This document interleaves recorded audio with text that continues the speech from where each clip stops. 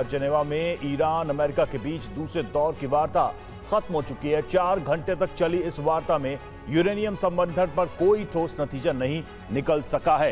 दावा है कि ईरान 3 साल तक परमाणु संवर्धन बंद करने के लिए तैयार है, लेकिन इसके बदले ईरान ने सभी प्रतिबंध हटाए जाने की मांग की है, जबकि अमेरिकी पहले ही साफ कर चुका है अमेरिका ईरान को हमेशा के लिए परमाणु संवर्धन पूरी तरह से बंद करना होगा, जिसके बाद ईरान से कोई प्रतिबंध नहीं हटाया जाएगा। सिर्फ इतना ही नहीं, दोनों पक्षों में बैलिस्टिक मिसाइल प्रोग्राम को लेकर भी मामला अटका है।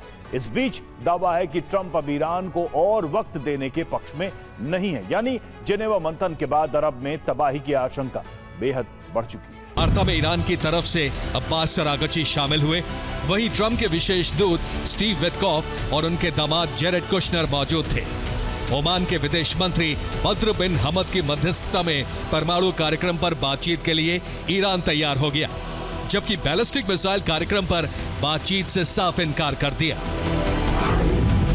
रिपोर्ट्स के मुताबिक ईरान ने 3 साल के लिए यूरेनियम संवर्धन रोकने के संकेत दिए हैं। संवर्धित यूरेनियम का कुछ हिस्सा भी रूस भेजने के लिए तैयार हो सकता है, लेकिन बदले में अमेरिका को सभी प्रतिबंध पूरी तरह से हटाने होंगे, जबकि अमेरिका पहले ही पूरी तरह से यूरेनियम संवर्धन बंद करने की बात कर चुका है। इसके बिना ईरान को प्रतिबंधों में कोई रियायत नहीं दी जाएगी।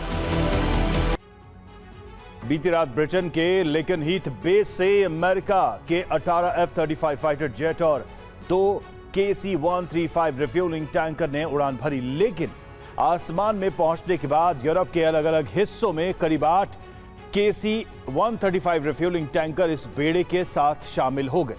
अमेरिकी फाइटर जेट और KC-135 टैंकर्स ने करीब 3800 किलोमीटर की दूरी तय की, जिसके बाद ये फाइटर जेट और फ्यूल टैंकर जॉर्डन में मौजूद मुफक्कब साल्ती एयर बेस पहुंचे और यहां सभी F-35 फाइटर जेट्स ने लैंड किया, लेकिन KC-135 फ्यूल टैंकर आगे बढ़ गए। ये टैंकर यहां से उड़ान भरते हुए क्रीती द्वीप पर मौजूद केनिया एयरपोर्ट पर लैंड हुए और फिलहाल यहीं पर मौजूद है। वार्ता से पहले ये पूरी मूवमेंट ईरान पर हमले की तैयारी के तौर पर देखी जा रही। दरअसल क्रीती द्वीप भूमध्य सागर में मौजूद है और इसकी जॉर्डन से दूरी करीब 1100 किलोमीटर, यानी अमेरिका ईरान पर हमले का फैसला लेता है तो ये KC-135 रिफ्यूलिंग टैंकर महज 1 घंटे 17 मिनट में जॉर्डन एयरबेस तक पहुंच सकते हैं, जहां F-35 फाइटर जेट के साथ ईरान की तरफ उड़ान भरेंगे, फाइटर जेट्स को रिफ्यूल करेंगे, जिसके बाद F-35 के जरिए ईरान पर भीषण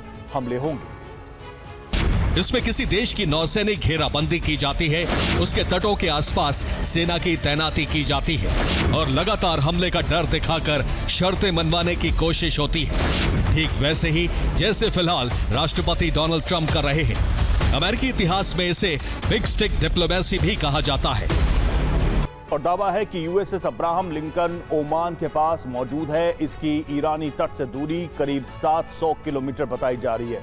यहां से F-35 फाइटर जेट महज 25 मिनट में ईरान पहुंच सकते हैं और ऐसा किसी भी वक्त होने की आशंका है, जिसका सबूत बीती रात हुई अमेरिका की ड्रिल है। दावा है कि आधी रात USS अब्राहम लिंकन से अमेरिकी नेवी ने एक वॉर ड्रिल की। यह ड्रिल बेहद सीक्रेट थी।